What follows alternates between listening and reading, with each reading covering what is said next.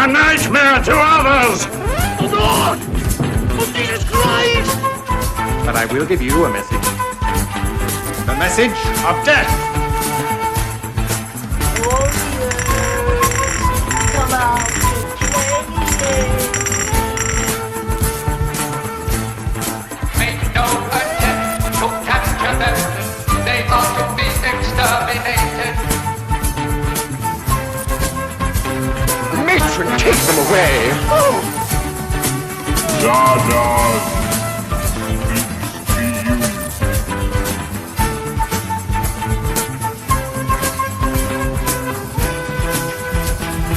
Mrs. Peel, we're needed.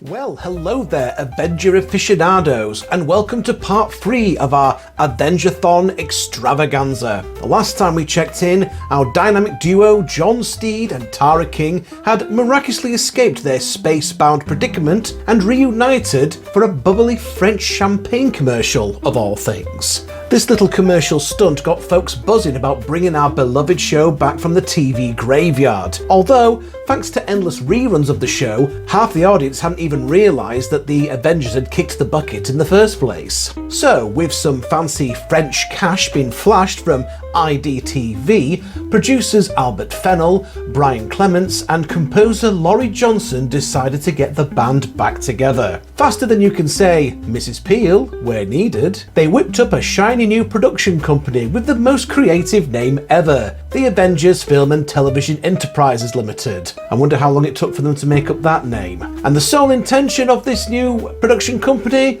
was to cook up a brand spanking new series. And so, the adventure continues. The new Avengers arrived in 1976, bringing together a more mature John Steed with 2 younger members of the team. For the first time since the Keel and Steed pairing, there was another man on the team, Mike Gambit, a top agent, crack marksman and trained martial artist, played by Gareth Hunt, he of coffee advert fame. People sometimes say to me, why do you keep saying Nescafe's a blend of 3 types of the finest coffee beans, specially roasted? For a richer, smoother flavour. Who had achieved a certain amount of notoriety for his role in the immensely popular TV series Upstairs Downstairs, where he played footman / gigolo Alberto. Wow, what a name for a gigolo. Alberto. Gambit wasn't too far away from this character, as an assortment of different lovely ladies were often seen in a state of interesting undress at his bachelor pad. The other new member of this team was Purdy, played by Joanna Lumley, a former trainee with the Royal Ballet to which she acquired the high-kicking skills she frequently uses in this series. Purdy was essentially a combination of many of the best talents from Steed's previous female partners, including her humorously keeping Gambit's romantic advances at bay, which harked back to the Steed and Kathy Gale era. Where'd you learn that? The Royal Marine?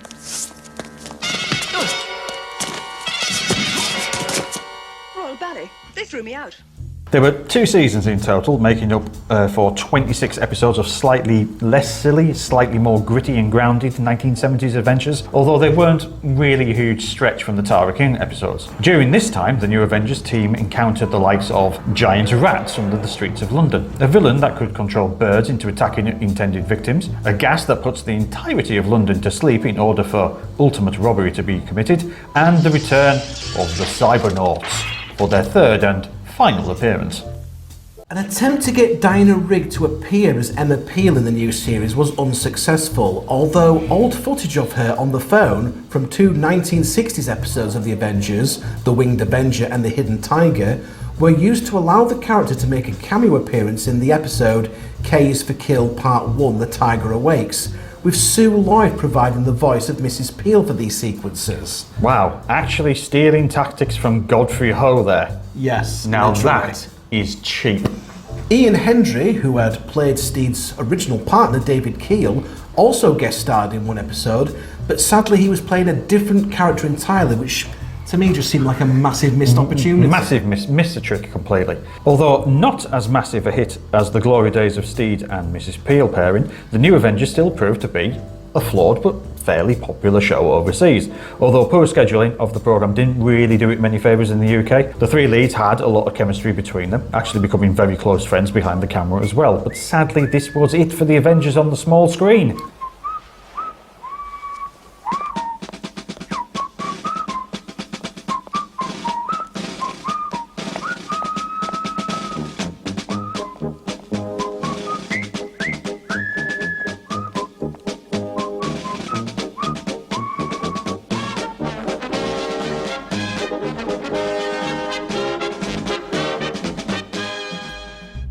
But the big screen? Oh, well, that was another matter entirely. There had been talk of a feature-length movie by American studios for a number of years. The rights to making a feature-length Avengers adventure would bounce around from studio to studio, effectively being stuck in what is known as development hell for a number of years, until it was eventually made, and oh boy, it really shouldn't. Plans for a feature-length adaptation based upon the series circulated during the 1960s, 80s and 90s, with Mel Gibson at one point being considered a frontrunner for the role of John Steed, if you can believe that. Really? Mel bloody Gibson as John Steed. No. More tea? No thanks. I meant me. But unfortunately, the eventual 1998 film starring Una Thurman as Emma Peel, Ralph Fiennes as John Steed, and Sean Connery as the main villain of the film received extremely negative reviews from critics and fans, and is a notorious commercial failure. Now, for the record, I felt that Ralph Fiennes was an excellent casting choice for Steed, and ahead of its time too. This was years before Fiennes would turn up as James Bond's new boss in the Daniel Craig era of 007, and it was years before he would also appear in The King's Man for more spy shenanigans. I said, this is all terribly formal. Must I go on calling you Dr. Peel? No. Under the circumstances, you may call me Mrs. Peel. Much better. Una Thurman, on the other hand, was a big star at the time, having recently appeared in the likes of Pulp Fiction and Batman and Robin, and she absolutely had the physicality required for the part of Emma Peel. She rocked the leather catsuit look years before she'd do it again in Kill Bill, and she didn't do a bad attempt at an English accent either. Actually wasn't that bad, but Sean Connery was, shall we say, an interesting casting choice for the villain of the piece. Just like with Highlander 2, you do get the impression that he's read the amount of the paycheck before he's actually read the script. He seems to be enjoying himself playing a baddie for once, but he's the only person that had a good time whilst making this film. Oh, do shut up! We've had Sean Connery featured quite a few times now on this year's show. Between this, Zardos and Highlander 2, he really knew how to pick them, which says a lot that none of these films made him want to retire from the movie business, but The League of Extraordinary Gentlemen did. The League of Extraordinary Gentlemen. I'm just going to make a quick note of that. No reason. No, absolutely not. Never, ever, not happening, no mas. Yeah, we'll see. And Eddie Izzard was absolutely wasted here. Rather than letting him talk, the flamboyant stand-up comedian was instead playing Connery's main henchman / thug, who would only chew gum and hit people. And the chewing gum thing was Izzard's idea, just to make it look like his character was doing something interesting. I don't know about you, Luke, but I think of hired thug, and Eddie Izzard is not the first person that comes to mind. Not really, no. Warner Brothers didn't exactly do the film any favours either, when they demanded that the original 115-minute version of the movie was drastically cut down. Actually, that's too polite. They had the film absolutely gutted to 89 minutes. That clearly had a lot of the middle part of the film removed, and it looks like a good chunk of the explanation, coherence, and continuity as to what the hell was going on went with it. Now, no doubt they did us all a favour, but it doesn't help. Instead of just being a bad picture, the missing middle makes The Avengers a weird and strangely odd film. For example, there's never a moment when Peel and Steed realise who the main villain is. The next, they're in a Titanic battle to the death. At one point, Emma is shackled and floated around in a hot air balloon, and we have no idea how she got there. The original cut of the film is yet to surface, and I wouldn't hold my breath over it happening either, despite the fact that the director, Jeremiah Chechik, has offered Warner Brothers his services to recut the film for free. By far, the worst casualty of the recut film, though, is Michael Kamen's original score for the movie. Kamen has composed music for such movies as the original Highlander, X-Men, Robin Hood, Prince of Thieves, License to Kill, Lethal Weapon series, etc. Kamen's score for the Avengers included the original Avengers television theme, but he was unable to rescore the film after the drastic cuts were made, and so he was forced to drop out of the film entirely, taking his score with him. Now, we're not saying that Kamen's score would have saved the film, but it would have helped to make it feel like it was a better experience than it actually was. What an absolute waste of Kamen's time and his talent. In fact, that sums up the entire film, really. A complete waste of the cast, of the source material, of the rights, and really of everyone's time. It's almost like it went out of its way to be disliked by as many people as possible. And perhaps the only person that comes out of this smelling of roses is actually Patrick McNee. He makes a small cameo appearance in the film as the voice of the character named Invisible Jones, and it's probably the best part of the film. Don't worry about me being invisible. Learnt the trick in camouflage, until the accident made rather a mess of things. Now I'm stuck away in the basement. Lucky if I even get the tea trolley. And I'm guessing that he read the script and thought better than to actually, appear on screen. Good for him. This film came at a time when Hollywood had become increasingly obsessed with adapting old 60s television shows into feature-length movies. Now, Mission Impossible did this very, very well, actually, and the film series is unbelievably still going today. Apart from Mission Impossible 2, which is a bit of a mismatch. Yeah, that's a bit odd in tone, isn't it? Yeah, that was the John Woo directed film. Yeah. You know what the Mission Impossible series is missing? Doves flying in slow motion. Fucking loads of doves flying in slow motion. Also, dueling on motorbikes. Yeah, that just... no, sorry. But others, yeah, not so much. The Saints. Oh, no. Lost in Space. Awful. Wild Wild West. An absolute abomination of a film. And the Avengers all fell massively short of the mark and were deemed as huge, I mean fucking huge, box office flops. Would an Avengers reboot/movie work now? Yeah, I think it could. I'd personally like to see David Tennant as John Steed, with Eva Green as Emma Peel. That's me fantasy casting here. But until that happens, you still have 5 and a bit seasons, plus a spin-off series, to look back over of a stylish and somewhat quirky world of espionage, crime solving, and consuming copious amounts of champagne. Speaking of which, Luke, I'm a little parched. Time for a drink? Absolutely. Pub. Always keep your bowler on in times of stress. So, hello there. We are in Cooper's Bar for the first time in a while. Yeah. Last time we were in Cooper's Bar was when we were doing Hawk the Slayer, wasn't it? I think it was. So that's a good 2 years ago. It is. Right? At the start of season 4. Now, the significance of this is that tonight is actually the last night that Cooper's Bar is an independent bar, because after tonight, they're going to be owned by Brew York, which isn't a bad thing. I can Brew York do really lovely beer. I can think of worse places for them to be taken over by, but we thought we'd mark the occasion by coming out here. On a similar line, we're getting to a point where the bunker, the building that the bunker is in, will soon be shutting down. Yes. And we think that either this episode or potentially the next episode will be our last time filming in the bunker. And we may have to move to the new bunker.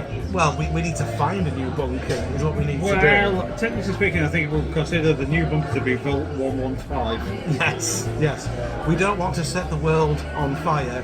We just want to set a fire in your hearts. So, get that, ladies and gentlemen? I'm sure you do. Yes. So, the Avengers. Yeah.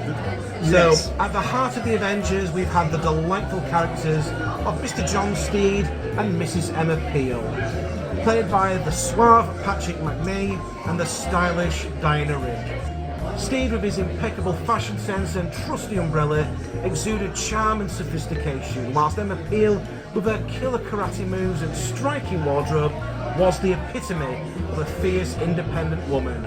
Together they formed a dynamic duo that captivated audiences with their witty banter and effortless chemistry as they took down a slew of quirky, eccentric villains that added a touch of whimsy to the show. And one of the most fascinating aspects of the Avengers was the evolution of its tone. The series began with a darker, more serious atmosphere featuring gritty espionage and intense drama, and however, as the show progressed, it underwent a remarkable transformation, embracing a more colourful, comedic and surreal approach. Suddenly we found ourselves immersed in a quirky scenario, larger than life villains and absurd but still captivating plots.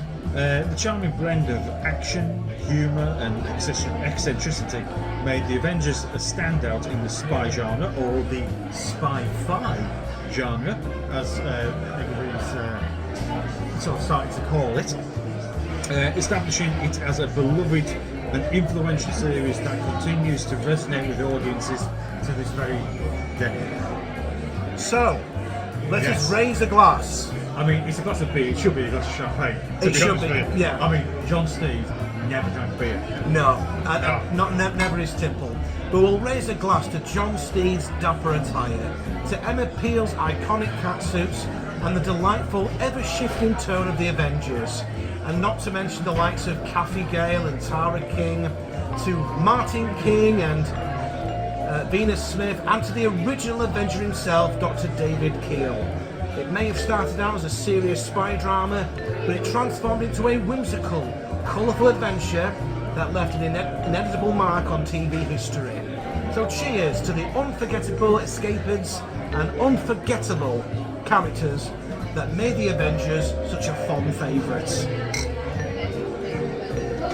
To John Steed, to Emma Peel and to everybody else that as part of the Avengers team, we salute you. Absolutely, a true British great.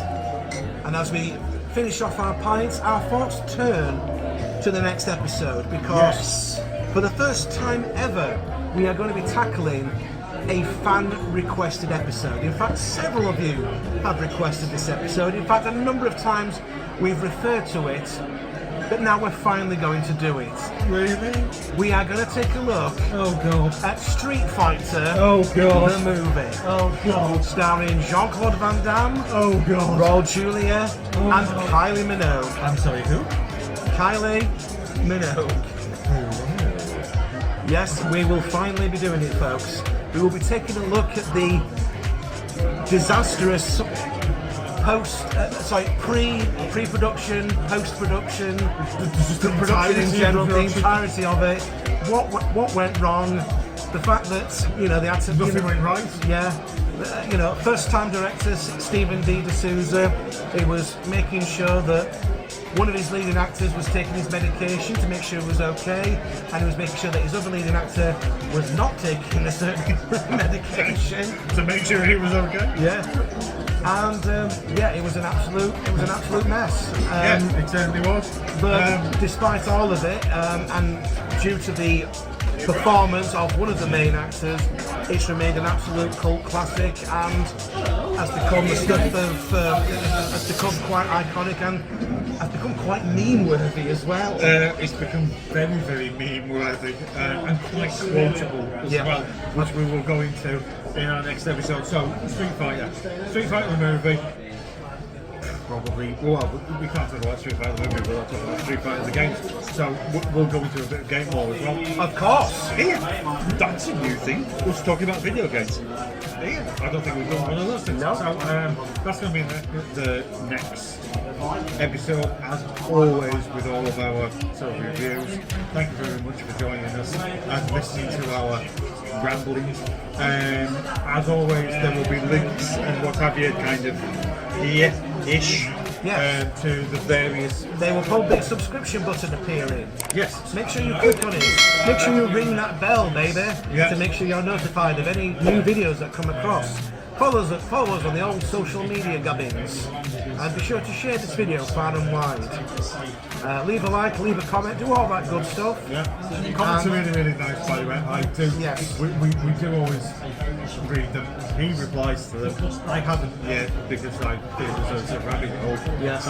But I do read them all, and they're lovely. And we do appreciate them. They are genuinely lovely. Including the people that suggest that we review Jaws the Revenge. No, that's never going to happen. That's never going to happen. Bless you for suggesting it, but it's never going to happen. Yeah, but you said that about the apple, mate. I did, yes. I did, didn't I? So the more you deny it, the more likely it is going to happen. So, thank you very much for joining us.